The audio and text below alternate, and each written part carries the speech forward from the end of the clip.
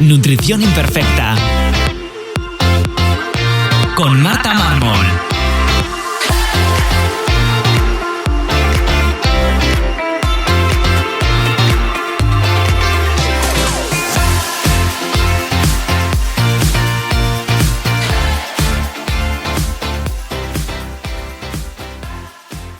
Bienvenidos a Nutrición Imperfecta, el podcast de Marta Mármol. Un lugar para aprender a cuidarte y a empezar a ver la nutrición como una aliada para recuperar tu salud y encontrarte mejor. Te recuerdo que puedes descargarte mi ebook gratuito Síntomas digestivos de la gran epidemia en martamarmol.com/ebook. Y si quieres que te acompañemos en tu caso particular para recuperar tu salud, puedes reservar consulta con cualquier persona del equipo, tanto de nutrición como de psicología, en martamarmol.com.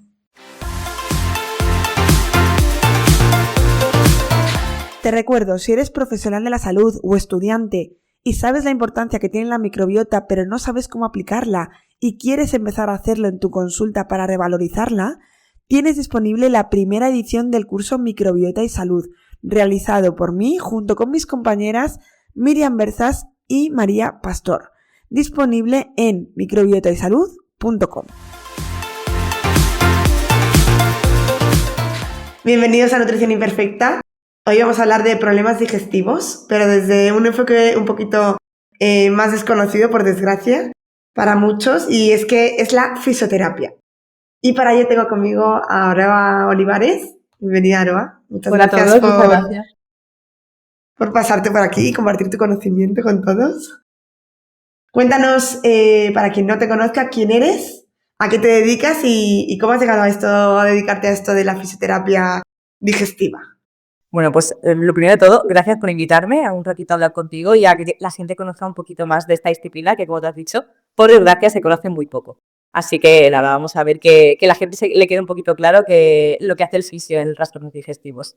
Pues bueno, como has dicho, soy Aroa Olivares, soy fisioterapeuta, también soy fundadora de Clínica FIMED, que es una clínica que está en Valencia, en un barrio céntrico que se llama Ruzafa.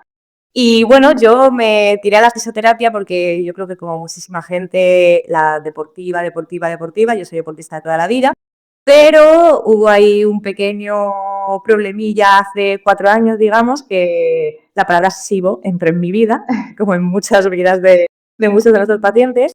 Y claro, yo toda la vida llevo con síndrome de intestino irritable, hasta que, lo que digo, pues apareció el SIBO.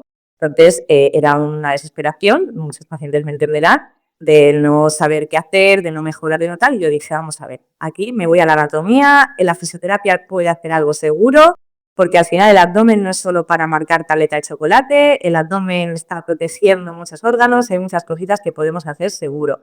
Entonces, con un poco autodidacta, empecé a investigar, empecé a buscar estudios. Me desilusioné un poquito porque la ciencia hay muy poca, escasea mucho en este campo de la fisioterapia, pero por otro lado dije, bueno, pues genial, porque al final si quedamos a la lógica y a la anatomía se puede hacer mucho, entonces es un campo que podemos entrar y bueno, no hay ciencia, pues vamos a crearla. Así que tuve la suerte también que por mi problemilla pues empecé a trabajar con una nutri que empezó a derivarme pacientes y empezamos un poquito ahí a investigar. Y a partir de ahí pues descubrí el mundo del digestivo, que me gusta mucho, que me considero una friki de él porque me encanta, cada vez que leo o veo algo me gusta mucho más. Y ahí estamos. La verdad que cada vez aprendiendo cosas nuevas. Yo aprendo mucho de mis pacientes cuando me vienen con sintomatología que digo, a ver por dónde salgo, pero seguro que algo se puede hacer. Exacto. Y por eso empecé un poquito por la fisiodigestiva, para autotratarme y luego para poder ayudar a todos mis pacientes que vienen súper perdidos. Desde luego, siempre que viene gente aquí al podcast, no todos, porque evidentemente no todos, pero una gran mayoría es por algo personal y al final es como la mejor motivación para empezar a investigar y a rascar un poco más de a lo mejor lo que te dice el médico que te toque en ese momento, que no, a lo mejor no está tan especializado en eso, ¿no? Totalmente, sobre todo además, yo se lo digo a los pacientes siempre cuando vienen súper agobiados, les digo, te puedo entender mucho porque por desgracia yo he pasado por ahí. Y te puedo entender en todo lo que me dices, puedo entender sintomatología, puedo entender esa frustración, ese tal. Entonces, yo siempre hablo del SIBO, que para mí me ha dado una puerta muy guay de salida, porque al final ha sido un descubrimiento, entre comillas, todo este campo y también haber vivido un poco eso para poder entender mejor a la gente y poder ayudarla. Qué bien. Pues cuéntanos un poco qué es esto de la fisioterapia digestiva, ¿a qué nos referimos con ello? Claro. Pues a ver, la fisioterapia digestiva como tal, ¿no? Yo creo que es más comercial que otra cosa. O sea, si nos vamos a Vale. estudios y a libros y tal, tendríamos que irnos a fisioterapia visceral. Lo que pasa es que a mí me gusta Vale. decirla digestiva porque es como trastornos digestivos, así lo enfocamos mejor. Pero sí, sería visceral o lumbopélvica, bueno, pero engloba un poquito eso, trastornos digestivos. ¿Qué trata la fisioterapia? Yo siempre digo que cuando viene el paciente lo primero que le digo, a ver, yo no te voy a quitar una enfermedad de Crohn, no te voy a quitar un síndrome de colon irritable, no te voy a quitar nada diagnosticado. Yo lo que voy a hacer va a ser ayudarte a mejorar esa sintomatología. Y con esa ayuda de diferentes profesionales, pues vamos a hacer que tu calidad de vida mejore y que, bueno, ojalá podamos salir de este trastorno que te ha tocado vivir. Pero eso, yo como definición diría que es la rama de la fisioterapia que trabaja la sintomatología que produce cualquier trastorno digestivo. Claro, es que al final cuando vemos cualquier problema digestivo hay que abordarlo desde todos los campos, o sea, no hay una cosa sola que nos solucione Total. un SIBO, por ejemplo, ¿no? Que Exacto. estamos hablando de él.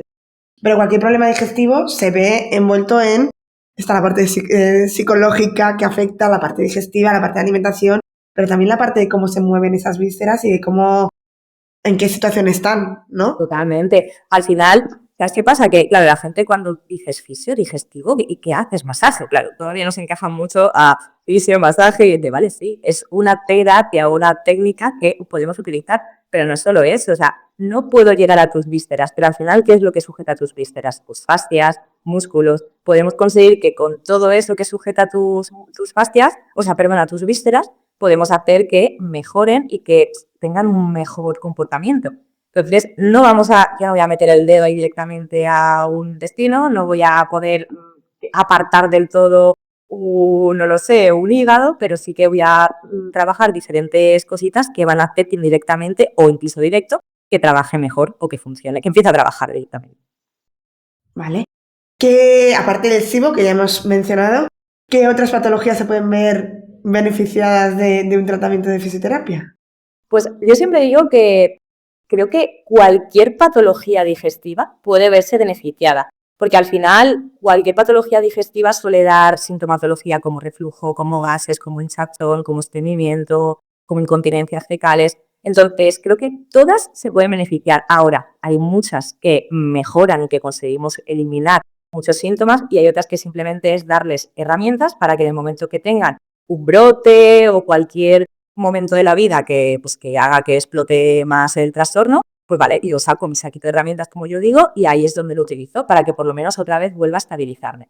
Entonces, realmente creo que cualquier patología digestiva se vería beneficiada. Hay gente que a lo mejor, pues eso, con una sesión de ciertas herramientas le sobra porque no se puede hacer más, y hay otros pacientes que con más sesiones y con más herramientas pueden beneficiarse de quitarse un trastorno digestivo.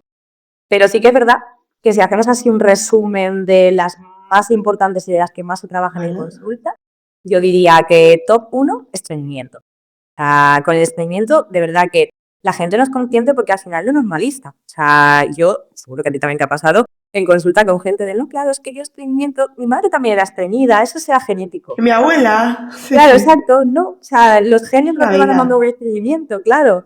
Entonces, muchas veces con ciertas pautas y ciertas tonterías, entre comillas, que parecen cosas fáciles, se consigue eliminar un estreñimiento. O sea, que eso sería el top 1, digamos, de beneficio. Un estreñimiento siempre. La distensión abdominal, que también casi toda patología digestiva en algún momento cursa con distensión abdominal o hinchazón. Ahí en la distensión abdominal, pues ojalá cada vez vayamos haciendo más estudios y veamos cómo podemos abordarla mejor, porque ahora lo hablaremos también, pero entran muchísimos factores que no solo es alimentación o... Exacto, correcto. Entonces, estreñimiento, distensión abdominal, hinchazón. Y luego, bueno, también problemas que vienen derivados del suelo pélvico, muchas veces incontinencias fecales, incontinencias de gases, ¿vale? También lo abordamos bastante desde la fisioterapia. Pero sí, digamos que esos son los más importantes dentro de lo más importante, sino lo que más vemos en consulta, lo más común. Vale. Antes has hablado de cómo las fascias sujetan todas esas vísceras, todo. ¿Es posible que simplemente alteraciones de postura o de problemas musculares sean lo que esté generando esos síntomas digestivos sin que a lo mejor haya algo más fisiológico o más de Más microbiota funcional, ¿no? o más de funcional. Claro. Sí, sí, efectivamente sí. O sea, esto además se ve en consulta que muchas veces yo trabajo también en un hospital, en IVAR, en el Instituto Valenciano Digestivo, y ahí, claro, me vienen pacientes derivados de médicos de, oye, hemos hecho 1000 cosas, hemos dado antibiótico, hemos dado tal, no salen las pruebas positivas del diagnóstico que había, pero la sintomatología sigue estando. O sigue habiendo cositas raras que directamente no nos sale nada a nivel diagnóstico de que hay algo digestivo funcional. Entonces sí, posturas mantenidas. Yo siempre digo aquí que no hay una postura correcta. Es decir, no hay la mejor postura del mundo ni la peor postura del mundo, porque cada uno tenemos un cuerpo, tenemos unos hábitos, unas posturas mantenidas, pues gente sedentaria, que está mucho tiempo en su trabajo sentado, gente que se está moviendo mucho en el trabajo. Entonces, no hay una postura ideal, pero sí que hay que intentar tener cierta activación de cierta musculatura para que, aunque tengamos una postura muy mantenida, pero que esa musculatura funcione bien para que no afecte a nuestras vísceras. Entonces, sí, efectivamente, esa musculatura abdominal, musculatura de espalda, diafragma, suelo pélvico, todo lo que engloba ese core que se conoce, que quizá la gente lo conoce más cuando digo la palabra core, que es la estabilidad del tronco, nuestro tronco. Una mala activación o debilidad de toda esa zona puede afectarnos muchísimo a las vísceras.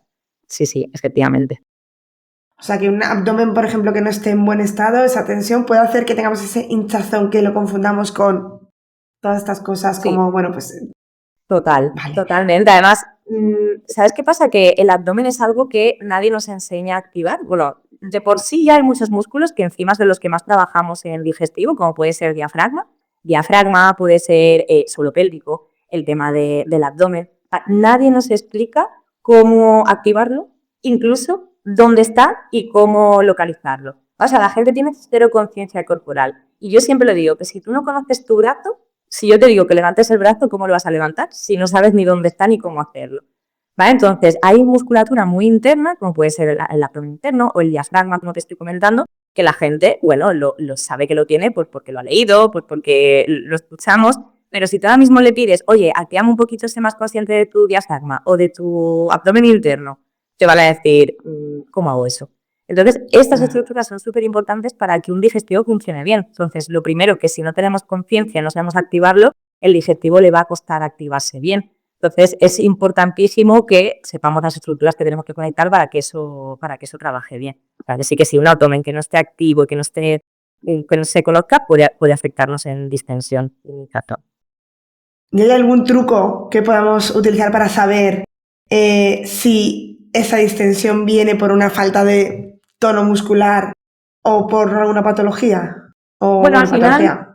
sí, te entiendo. Al final hay que intentar ir a fisio para valorar, ¿vale? Para valorar esa ¿Vale? musculatura. Sí que es verdad que yo cuando viene un paciente con, oye, estoy muy hinchado, muy tal, claro, ya tiro de historia clínica y ya tiro de, vale, ¿qué tal con la alimentación? Si tenemos un patrón muy funcional, muy de, pues, que después de comer es cuando más tal, vale, pues vamos primero a quitar, a trabajar con nutrición ese tema de la alimentación, a ver si mejora. Y si aún así no mejora, ahí ya hay algo que no notamos. Entonces, sí que desde la fisioterapia decimos diferentes cosas de, pues mira, tose y ponte la manita debajo de... A mí esta prueba me encanta. Siempre digo a los pacientes que se tumben boca arriba, que no tengamos ni la fuerza de la gravedad, ni ninguna fuerza externa que nos afecte al abdomen. Nos tomamos boca arriba, nos ponemos las manitas debajo del vientre bajo, debajo del ombligo, y ahí pedimos una tos. De normal, si la musculatura interna está activa, el abdomen tiene que recogerse hacia adentro. Cuando la musculatura interna no está activa, el abdomen va a protruir hacia afuera, incluso va a empujar hacia el suelo pélvico. Y el suelo pélvico no tiene que estar todo el rato recibiendo Aguantando eso. presiones, claro. Entonces, esa es una parte muy importante de la gente para que se dé cuenta si tienes abdomen activo o no. Muchas veces puede ser que no lo tenga, pero que no sea solo la causa esa, que sea también pues, parte del diafragma, que ahí haríamos también otra pruebecita simplemente con la respiración de, vale, vamos a intentar respirar. Hay gente que al respirar no mueve las costillas porque no mueve su diafragma. Tira mucho de aquí o tira mucho del abdomen inferior. Entonces son ciertas cositas que eso, que con fisio te das cuenta de que, ostras, no conozco mi cuerpo, no sé activarlo, entonces puede ser que esa musculatura sea la que me haga que la barriga protruya hacia afuera y que no la sujete. Vale. No, pues mira, ese truco ya lo tenemos Claro. Para para valorar ver eso en casa por lo que... menos. Claro. Claro, supongo que sí que habrá situaciones en las que se dé una mezcla de las dos cosas, una parte funcional y que a lo mejor sea grave o la sintomatología sea mayor por esa parte postural o de musculatura. Totalmente. O sea, yo de los pacientes que tengo en clínica, un porcentaje en el momento en el que empezamos a activar musculatura mejora, pero otro porcentaje mejora, pero empeora. Mejora, empeora. O sea, que no es solo estructural. Entonces, aquí hay que tirar de todos los pilares. Antes lo has comentado tú, de todos los profesionales. Yo siempre digo que cuando hay un trastorno digestivo, importantísimo rodearse de un buen médico digestivo, obviamente, para dar un buen diagnóstico, Sí. nutricionista especializada en este campo, y que al final somos muchos profesionales, pero no todos tenemos idea de todo. Entonces, que esté bien especializada en este campo, especializado, psicólogo, o sea, importantísimo. Yo creo que tú también lo verás en consulta, pero yo tengo pacientes que la Totalmente. alimentación súper mega bien, el deporte súper mega bien, pero en el momento en el que les pregunto sobre gestión de estrés, tu vida es un caos. Entonces yo les digo, es que o estamos ahí cada 2 por 3, intentamos gestionar el estrés, o si no, todo lo que hagas se va a ir al garete. Pues no es solo, hay diferentes porcentajes, están eso, los de estructural trabajamos, mejoramos, los de alimentación estructural y mejoramos, y los que aún así mejoran porque hay varios factores. Claro, vale. Y, por ejemplo, vamos a hablar del SIBO, que al final vamos a hablar un montón de él. En el SIBO, que ya sí que sabemos que hay una parte, bueno, para quien no sepa qué es el SIBO, aunque escuchando este podcast supongo que sí, pero bueno, cuando hablamos de SIBO es el sobrecrecimiento bacteriano que ocurre en el intestino delgado, es decir, han sobrecrecido microorganismos, suelen ser bacterias o arqueas, que sobrecrecen en el intestino delgado y generan mucho gas. Entonces es un gas que, bueno, pues no tiene como esa salida tan fácil, entonces genera esa distensión y luego puede cursar con diarreas, estreñimiento o una mezcla de las dos.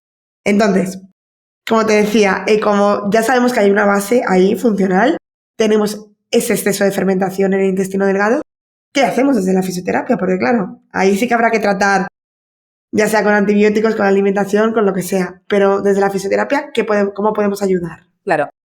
Obviamente, paciente que viene consigo a consulta, primera pregunta es ¿qué tal con la nutrición? O sea, primer plano de actuación, nutrición, y como he dicho antes, un buen médico digestivo que le haga un buen diagnóstico de qué tipo de SIBO y todo, con la nutricionista, psicólogo. O sea, yo ahí ya meto sí o sí psicólogo, porque encima si vienen con un SIBO que lleva mucho tiempo, lo primero que van a venir van a ser súper agobiados de no mejoro, me está costando mejorar, cero paciencia, muchísimo agobio. Y creo que esto es imprescindible, trabajarlo con un psicólogo que por lo menos te diga, a ver, esto que estás viviendo es normal. O sea, no te pienses que tienes nada diferente, es normal, todo tiene un proceso y tranquilidad, y que te dé diferentes herramientas.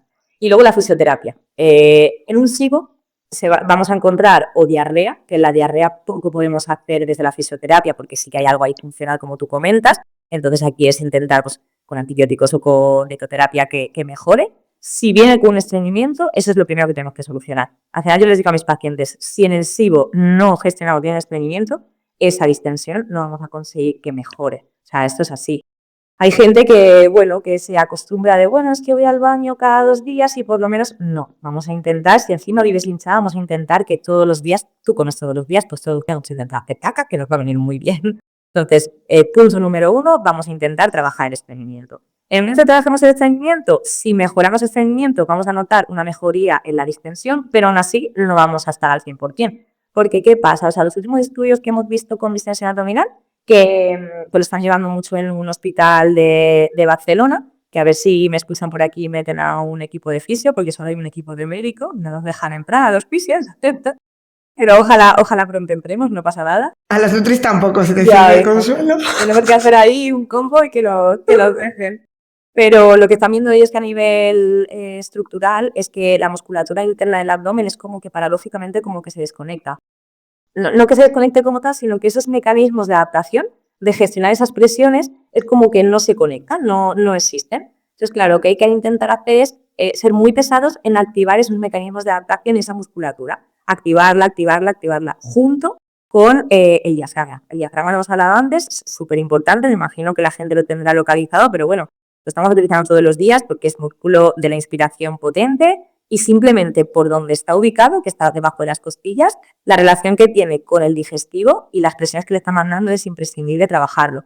Entonces, ¿qué pasa con el diafragma en una distensión abdominal? Que lo que le pasa es que se atrapa, es como que empujamos hacia abajo. O sea, yo siempre digo lo mismo para que lo visualicéis, es como si un globo, empujo el globo hacia abajo, el globo lo apoyo en una mesa y empujo el globo hacia abajo. El globo que va a hacer, ¡pum!, va a protoir hacia adelante, ¿verdad? Pues eso es lo que está haciendo el diafragma. El diafragma está atrapando hacia abajo. No está dejando un buen movimiento de costillas, no está dejando un buen movimiento de simple diafragma y encima está mandando demasiada presión al abdomen y que he dicho antes que la musculatura interna no está activada, o sea, no está preparada para sujetar. Entonces, ¡pum!, todo procura hacia afuera. Entonces, es imprescindible en un SIBO que cursa con distensión abdominal, que es muchísimo, que trabajemos esa musculatura interna y esa coordinación con el diafragma y junto con el suelo pélvico, que si al final el diafragma está empujando hacia abajo, el pobrecito mío del suelo pélvico lo que está diciendo es socorro, ayuda, que estoy aquí aguantando todo lo que me está mandando el diafragma, Claro. más aparte lo que la musculatura abdominal nos sujeta. Entonces, imprescindible en un SIBO salir del estreñimiento y trabajar esa distensión abdominal.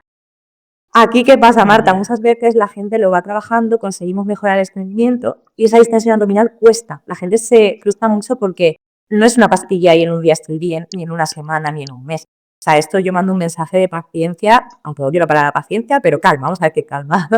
Calma, porque al final la musculatura interna, si está desconectada, le está costando mucho conectarse y no se va a conectar en un mes. Pero sí que a los 3 o 4 meses ya vas a notar de, me hincho, pero es diferente. Mi hinchazón ya es que por lo menos la barriga me la sujeta, ya no tengo que sujetar medio. Y poquito a poco vas a notar como tienes más controlada esa distensión y que a lo mejor cuando se me dispara el estrés y mis bacterias se vienen arriba, pues vale, vamos a tener otra vez esa distensión, pero a mí que a mí Aro me ha dado estas herramientas que otra vez voy a volver a rescatarlas y voy a hacer esto para que otra vez mi distensión mejore. Entonces, ya tenemos esas herramientas para mejorar el estreñimiento y la distensión, poquito a poco con los meses vamos saliendo de esa sintomatología en el SIBO. Es que es muy importante en digestivo las expectativas de tiempo, porque es que, claro, es algo, esas disbiosis, sean del tipo que sean, es algo que hemos ido como desequilibrando a lo largo de mucho tiempo y Bueno. solo cuando ya llega una sintomatología muy molesta es cuando nos ponemos con ellas. Entonces de repente queremos que se solucione mañana. No, que tenemos que volver a retroceder todo ese proceso que suele ser encima más largo de lo que... Y que cada uno dé con la tecla con la que sea y aprender de repente técnicas posturales de respiración, de gestión del estrés, de alimentación. Entonces, sí.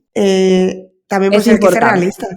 Y es importante, por eso yo creo que lo que os decía antes, que al final como yo he vivido con un SIBO, me gusta transmitirlo a los pacientes porque, jolines, yo me he tirado 3 años, digamos, hasta decir, ostras, mi calidad de vida ha mejorado.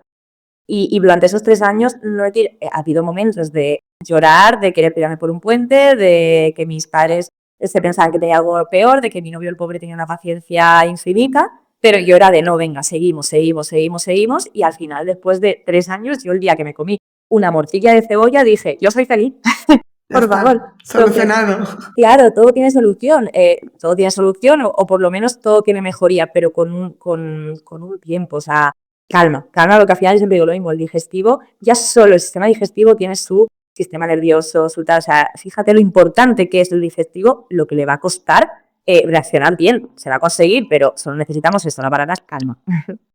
Sí, y no, que muchas veces el estrés y la ansiedad de querer tener la solución ya está remando en contrario, o sea, puedes estar haciendo de todo, toda la alimentación perfecta, pero si estás con un estrés por no solucionarlo, totalmente. Estás tirando por tierra bastante. Total, eso también les hago yo entender a los pacientes que vienen a consulta de, oye, yo te mando estas pautas y muchas veces la vida no te da para más y a lo mejor no tienes suficiente tiempo todos los días para aceptar, no pasa nada. Es decir, si lo que yo te mando un día te va a provocar ansiedad, no lo hagas.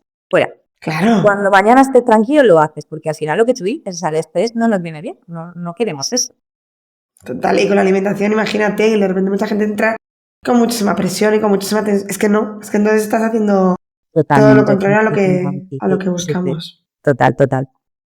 Pues vamos a continuar, vamos a hablar de algo que ya hemos hablado, del estreñimiento, ¿vale? Porque como decías, es como de las cosas que más beneficio puede tener, ¿no? Correcto. Pero claro, hay muchísimos tipos de estreñimiento. Entonces, ¿qué tipo de estreñimiento puede beneficiarse un poco de ese abordaje de fisioterapia? ¿O pueden beneficiarse todos?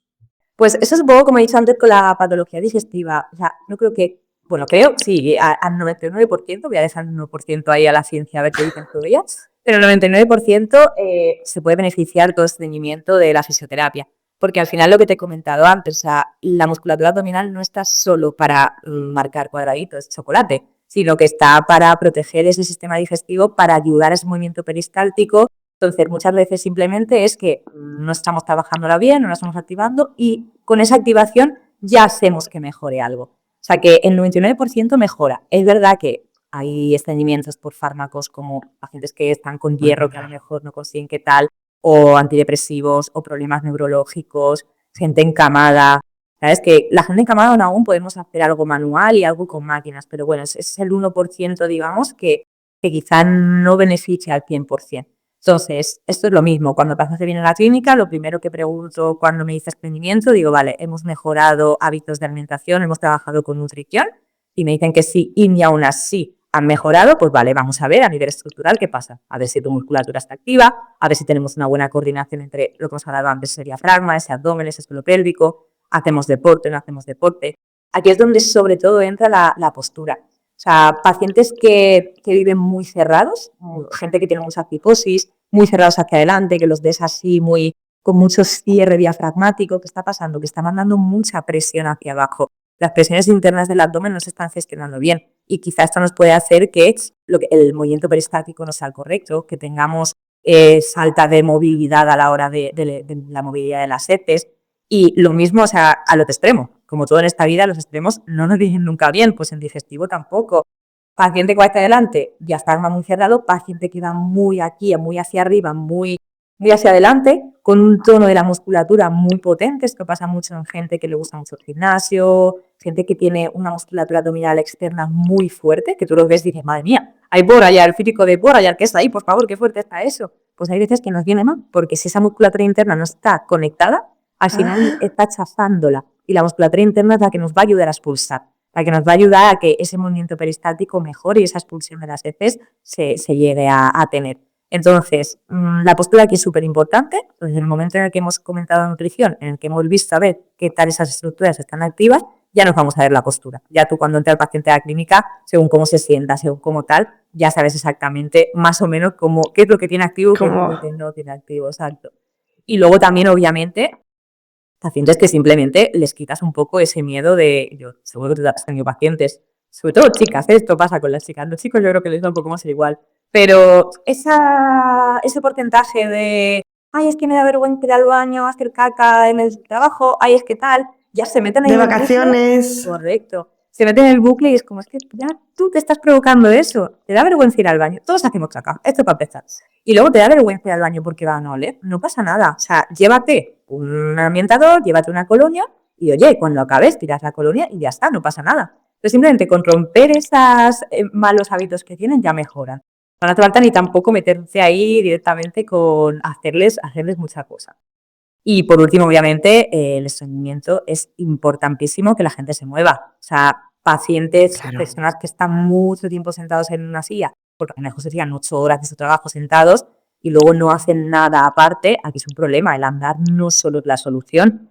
Y gente que no hace nada de nada, que su hobby es llegar a casa y tirarse al sofá, si hay un estreñimiento tenemos que movernos sí o sí. O sea que todo tipo de estreñimiento mejora y un poquito eso es a lo que veríamos en el estreñimiento. Mi experiencia es que lo más difícil es ese estreñimiento del que hemos perdido la señalización, ¿no? O sea, el ejemplo que ponías de la chica tímida que le da vergüenza, tal, de no escuchar esa llamada de me apetece ir al baño, o sea, de mi cuerpo me está diciendo tengo que ir al baño y no voy, ese estreñimiento del que se ha perdido como esa señalización ya que el cuerpo ya ni nos manda señal de tanto que le hemos ignorado. Para mí es lo más complicado de trabajar. De revertir. Sí, yo siempre les digo lo mismo cuando vienen por un seguimiento, por un SIGO, por un irrital, por algo así, siempre les digo lo mismo, que hay que salir de él y si no, nos metemos sin enema, ¿vale? O sea, puntualmente, pero más que nada porque ese esfínter tiene que abrirse. Y lo mismo le digo a este tipo de pacientes que estamos hablando. Al final, si tú llevas mucho tiempo en el cual, que tú dices, no nos manda esa información, el cerebro le llega la información al esfínter mal, no se abre, no está acostumbrado a abrirse porque cortamos, cuando está llegando la información la cortamos porque no puedo ahora mismo que esté en el trabajo, ahí llega un punto que el sistema nervioso se altera y dice, ¿por qué me manda yo la información? Si yo estoy aquí súper bien. Y claro, de ahí ya es donde viene el problema de que luego, pues, el tránsito más lento, no llegan las heces tan consistentes, tan pesadas, el esfínter le llega algo y dice, ¿esto qué? Si yo no estoy acostumbrada a abrirme. ¿Esto es un pedete? ¿Esto es una caca? ¿Qué hago? ¿Me abro? Pues no me abro porque no estoy acostumbrado. Entonces eso es importantísimo lo que tú dices, o sea, volver a crear esa conexión y que el esfínter diga, yo aquí me abro que yo puedo.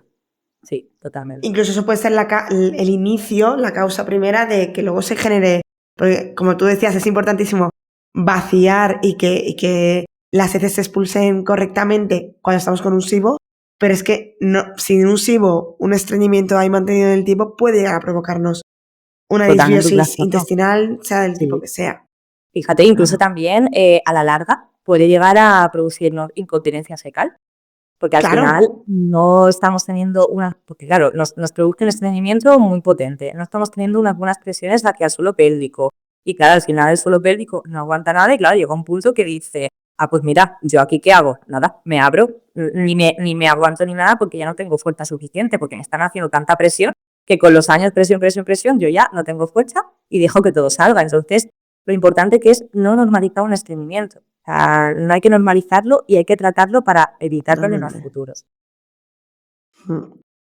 Y bueno, nos has contado un poquito algunas técnicas, pero ¿qué técnicas se utilizan para tratar esto? ¿Solo a nivel postural, a nivel ejercicios, manual? ¿Hay algún tipo de terapia específica de máquinas? No sé. Claro. Desde el desconocimiento pregunto. Claro, sí. Vamos a aprender un poco. Te voy a contar lo que yo suelo hacer con mis pacientes, ¿vale? Lo que estamos viendo en consulta que mejor les va. Cuando viene el paciente, lo que te comento, le hago una historia clínica y si podemos trabajar con él para mejorarlo, pues bueno, lo primero es que sea consciente de sus estructuras. Ahí es donde le enseñamos el abdomen, lo débil que está o lo poco activo que está y dicen, mira, tengo abdomen y ya sé activarlo, perfecto. Pues conciencia del abdomen y activación, aprendemos. Conocemos el diafragma, lo que te he comentado, que es un músculo que lo utilizamos, pero no sabemos. Entonces, debemos saber esa tensión del diafragma, lo valoramos de piso y luego que se lo valoren ellos para que directamente sepan cómo está. Y hacemos pautas de respiración para aprender a activar ese diafragma. Una vez tenemos un poquito de activación del diafragma, lo que le enseñamos al paciente es un automasaje. Un automasaje porque yo siempre les digo, a ver, que si venís todos los días aquí a Quisio, pues oye, yo hago masaje y ya está, pero claro, a nivel logístico no es muy normal esto, no es muy guay. Entonces les enseño un automasaje que durante X días lo van a hacer todos los días por la mañana antes de desayunar, antes de salir de la cama, que además es como su momento de, vale, empiezo a activar y ya activo el día. Entonces, de primera hora de la mañana, 5 minutitos antes el despertador, hacemos el masaje diafragmático, hacemos las respiraciones que hemos enseñado y ya empezamos esa coordinación de diafragma con abdomen y con suelo pélvico, que es al final con la respiración. Con la respiración es una de las herramientas más potentes que tenemos para reeducar un poquito esto. Una vez ya tenemos ese conocimiento de las estructuras, esa activación, esa coordinación, vamos ya a decirles al paciente que durante 10 o 12 días sí o sí tenemos que ir al baño. Y aquí es donde yo me meto un poco a hacerles una pauta, de decir, vale, vamos a hacer un seguimiento de por la mañana vamos a hacer estas herramientas que te van a llevar 5, 6, 7 minutos. En el momento en el que tengamos esas herramientas, nos levantamos, bebemos un vasito de agua y nos ponemos a desayunar. A ver qué pasa. ¿Que vamos al baño antes de salir a casa, antes de salir de casa, antes de ir al trabajo? Perfecto, no pasa nada. ¿Que no vamos al baño? Pues ahí sí que vamos a intentar durante 10-12 días, de vez en cuando, si no vamos al baño, tirar de un enema. Yo intento darles un enema totalmente natural, sobre todo por eso, Marta, por el tema de que se abre el esfínter, de que el esfínter ya tenga algo de aquí sale algo. Aunque salga alguna bolita pequeña, me da igual, pero que por una señal. Exacto, de que aquí algo está conectándose. Y cuando ya tenemos esos 10-12 días de pautas, de normal, lo que suele pasar en un 70% de los pacientes es que simplemente con esas pautas ya mejoran. Ya dicen, ostras, pues mira, de 10-12 días a lo mejor he puesto el enema 4 días y los otros días ya he mejorado. ¿Vale? Perdón, se me había olvidado también que junto con la respiración y con el masaje diafragmático es un masaje de estreñimiento. Este es de los más importantes, se me había olvidado el más importante. De los más importantes, donde vamos intentando dirigir, digamos, las heces hacia la expulsión. Empezamos en zona de válvulo fecal y con diferentes técnicas y diferentes movimientos vamos como subiendo las heces, dirigiéndolas hacia su evacuación. Y una vez ya tengamos ese masaje, y así que lo que hemos dicho, nos levantamos, bebemos agua, vamos al baño perfecto, no vamos al baño, metemos enema y hacemos ahí un poquito de que se active algo. Cuando llevamos esos 10-12 días, nos volvemos a ver Y ahí ya es donde empezamos a mandar ejercicios específicos de abdomen. Ahí ya tenemos que construir el abdomen bien, para no ser siempre pesados, de decir, vale, me hago el automasaje, me hago tal, o tengo que estar todos los días levantándome 5 o 10 minutos antes, no. Eso es un poco para activar y hacer rutina, y una vez ya lo tenemos activo y hemos hecho algo de rutina, ya creamos nuestro abdomen. Y ahí ya sí que empezamos a hacer ejercicios abdominales específicos, junto con suelo pélvico, con pautas de gimnasio, con un poquito de impacto, que al final el impacto puede ser una elíptica, puede ser andar un poquito más rápido, una bici, no hace falta que todo el mundo se vaya a correr, pero sí que necesitamos esa pequeña ayuda de cardio y por lo menos esos los 3 días de ejercicio específico. Y eso es un poquito así lo básico para el estreñimiento. Vale, bueno. O sea, un poco, claro, abordando como todas las posibles causas, ¿no? Y pues creo que tenemos un poco repaso de todo. Sí que quería preguntarte, que has hablado varias veces del suelo pélvico, ¿qué papel tiene el suelo pélvico en problemas digestivos? Porque podríamos pensar que, bueno, simplemente es el afectado de toda la presión ahí, pero ¿tiene algún papel fundamental o simplemente mantenerlo para no estropearlo con tanto digestivo? Pobrecito mío, el suelo pélvico es lo que te he dicho antes, que es el que está ayudando, diciendo socorro, me tenéis aquí explotado, y siempre le echamos la culpa a él, pero realmente tiene un porcentaje de culpa muy pequeño. El porcentaje de culpa al 100%, al 90%, vamos a decirlo, es el abdomen. O sea, si el abdomen no gestiona bien sus presiones, el suelo pélvico va a tener que recibir toda la presión del abdomen que no está preparado para ello. Entonces, aquí el responsable importantísimo es que el abdomen gestione bien sus presiones para todos los trastornos digestivos y para que funcione bien el digestivo.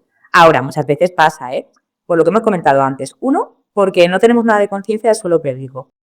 Otro, porque tenemos muy malos hábitos. Cuando vamos al baño, estamos estreñidas y lo primero que hacemos es empujar.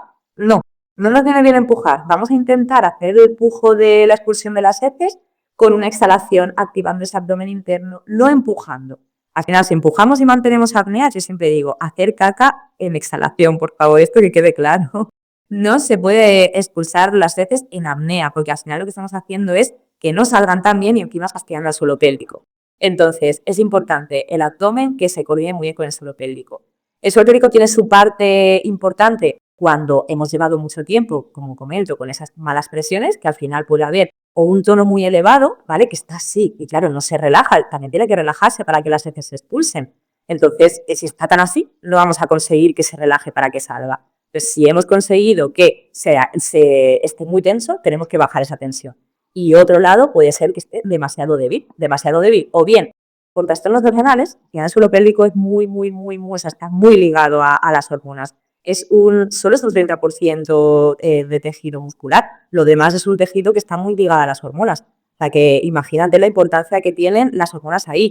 Conforme nos vamos haciendo mayores, sobre todo las mujeres, pues que si partos, que si el tema de menopausias y tal, o incluso gente súper joven con amenorreas y todo esto, también fastidiamos al suelo pélvico. Entonces ahí sí que van a tener parte de culpa el suelo pélvico, porque no nos va a ayudar o bien a relajarse para esa expulsión de las heces o bien a contraerse para que encajen las heces en el canal anal y que ayude a la expulsión o que no tengamos una incontinencia fecal.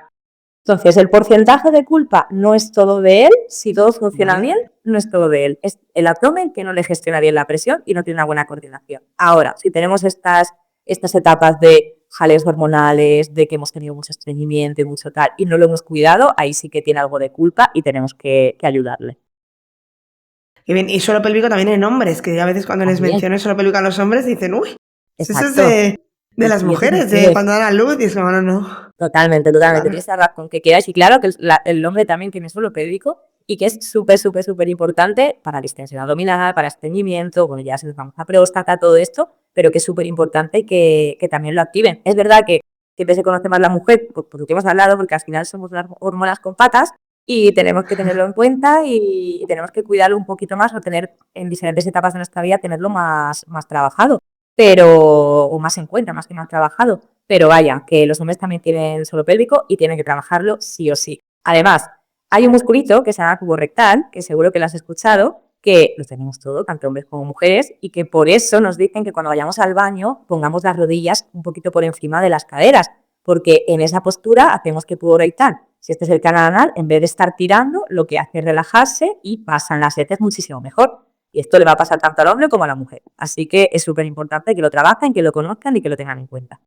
Sí, esto podéis buscar una imagen, poner un taburete para Correcto. ir al baño y vais a ver la imagen que se ve claramente como El unas musculito. rodillas elevadas ayuda muchísimo a A evacuar. la expulsión, exacto. Has hablado mucho del abdomen y de la importancia del abdomen, pero también hemos hablado de el típico de gimnasio que tiene el abdomen, o sea, los abdominales ahí súper marcados y en cambio no tiene los abdominales internos bien. Exacto. ¿Qué ejercicios ayudan a ese abdomen más interno? Porque claro, a lo mejor lo típico que pensamos son abdominales, planchas, que es Claro. lo típico que trabajamos en el gimnasio como para abdominal, pero Vale. ¿eso trabaja el abdomen interno o no? Si tienes conciencia de él, sí. Si sabes cómo hacerlo, sí. O sea, para trabajar el abdomen Vale. interno, lo más importante es la respiración.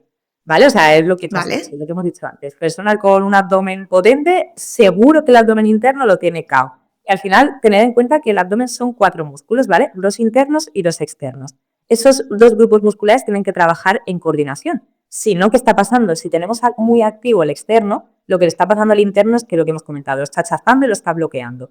Y el interno, que suene bien el transverso del abdomen, que por suerte ya cada vez se escucha mejor, se escucha más, pero el transverso del abdomen es un músculo muy importante que nos va a ayudar a expulsar. Entonces, si lo tenemos bloqueado, no nos va a expulsar y encima no nos va a sujetar. El transverso del abdomen yo quiero que lo visualicéis en la cabeza como un corsé. ¿Tú te acuerdas de los corsés que llevaban las chicas de antes en las películas antiguas que iban ahí? Pues ese corsé fisiológico es nuestro transverso. Si nosotros vivimos aquí en una buena estabilidad del core, ahí vamos a tener un transverso activo. Si vivimos aquí, vamos a tener un transverso muy poco activo. ¿Vale? Entonces, importante conocerlo y luego, ¿cómo lo activamos? Pues mira, los típicos abdominales estos que estamos acostumbrados a hacer, esos son lo peor del mundo. Por favor, hay una máquina de gimnasio, me van a matar los de los gimnasios, pero hay una máquina de gimnasio que lo único que hace es esto. Y yo lo digo, es que no estamos gestionando bien las presiones y encima no estamos trabajando bien el abdomen, o sea, no estamos creando un abdomen funcional. Estamos, señalando los cuadraditos, pero no estamos creando un abdomen funcional. Entonces, ¿cómo podemos trabajar ese abdomen interno? Con la respiración. La exhalación es la que nos va a ayudar. Cuando le decimos al paciente que nos activa un abdomen interno, lo que vamos a hacer es una exhalación por la boca un poquito forzada, como si quisiéramos soplar un molinillo o sacar aire con una pajita que está un poquito apretada, y a la vez vamos a intentar tirar de ese suelo pélvico y de un ombliguito hacia adentro y hacia arriba. ¿Vale? Es como esto típico que lo dicen muchas clases de pilates, como la cremallera. Yo tengo una chaqueta, pues la cremallera es suelo pélvico y cuando hago la exhalación voy hacia arriba, hacia arriba, hacia arriba, activando el suelo pélvico, como si cortara el charrote del pipí, y metiendo el ombliguito hacia adentro y hacia arriba, sin bajar las costillas, sin cerrarlas. Así es como trabajaríamos el abdomen interno. Ahora, cuando estamos en el gimnasio, ¿cuándo lo tenemos que hacer? Porque no tenemos que estar todo el rato así con el abdomen interno activo. Lo tenemos que hacer durante el esfuerzo. Yo siempre recuerdo a la gente la regla de las 2 E, exhalación con el esfuerzo. Entonces, en cualquier ejercicio que vayamos al gimnasio y hagamos el esfuerzo, por ejemplo, un remo, ¿vale? Un remo o una polea. Cuando yo hago la tracción del remo, lo que voy a hacer va a ser una exhalación, porque estoy haciendo el esfuerzo, y esa exhalación va a ir acompañado, como hemos dicho, con esa activación del suelo pélvico y lo ombligo hacia adentro y hacia arriba. Cogería la polea, cojo aire, y cuando suelto el aire, ahí es cuando tiro de la polea y hago esa activación del ombliguito hacia adentro y hacia arriba. Así es un poco resumen de cómo activaríamos la musculatura interna, ¿vale? Intentando, ya te digo, tener el ombligo es siempre hacia arriba, como si quisiéramos activar el abdomen sin bajar las costillas. Así es como podemos empezar a decir, pues mira, sí que tengo abdomen interno. Luego, ahí es un poco más complejo y son ejercicios un poquito más específicos, sobre todo de base, porque ahí tenemos que controlar el movimiento costal, con esa inhalación, coordinarlo bien con la exhalación. Y no es fácil, ¿eh? No es fácil al principio, pero en el momento que lo coge ya la gente ya lo mete en su cabeza y lo automatiza. Bueno, pues que a veces hay que... O sea, estamos acostumbrados, esto pasa con correr, ¿no? Estamos acostumbrados a correr y cuando la gente empieza a centrarse en la respiración, es como que no quiere bajar su ritmo de correr, ¿no? Sí, sí. Bájalo, aprende a respirar, pues aquí igual me lo imagino, ¿no? Yo estaba pensando, seguro que lo hago fatal. No, todos. Es que tú preguntas a los pacientes, no sé si lo haces ya, pero cuando vayan a consulta, pregunta a los pacientes, ¿cómo respiras? ¿Sabes respirar? Siempre, como te siempre dicen pregunto. pues te dirán que, no sé, ¿cómo respiro? Pues respiro. Y es siempre lo pregunto y de hecho era una de las preguntas que te iba a hacer antes y luego se me ha olvidado, así que la retomo. Vamos a ello, claro. Pacientes que respiran por la boca, porque ya sabes que mucha gente o por tabique desviado o por costumbre afecta mucho a cómo está esa distensión o esa ese estado digestivo? ¿Puede afectar directamente a esos músculos? Realmente, o sea, no hay ciencia hay ciencia en lo que dice que tenemos que tener una inhalación y una exhalación nasal, obviamente, simplemente por metabolismo, porque funcione bien el organismo, pero a nivel muscular no hay patrones que digas, ostras, sí, es que si respiro por la boca, no. Es más bien hacia dónde dirigimos el aire, ¿vale? Porque si yo dirijo el aire, si yo, por ejemplo, hago una inhalación nasal y estoy dirigiendo el aire aquí, no estoy haciendo una buena activación de las costillas y no estoy dejando que mi diafragma se mueva. Si solo dirijo el aire hacia la zona abdominal inferior, que esto es lo que muchas veces aquí hay errores, de que poco a poco yo creo que cuando vayamos haciendo los estudios vamos a ir limando, porque de toda la vida se ha conocido de que una inhalación diafragmática es hinchar el abdomen y no me sirve de mucho. Es decir, si tú, paciente con una distensión abdominal horrible, vienes a consulta y te digo que durante la inhalación me hinches más el abdomen, más de lo que estás hinchada, me vas a decir, pues no me viene esto muy bien. No lo que Entonces, quiero.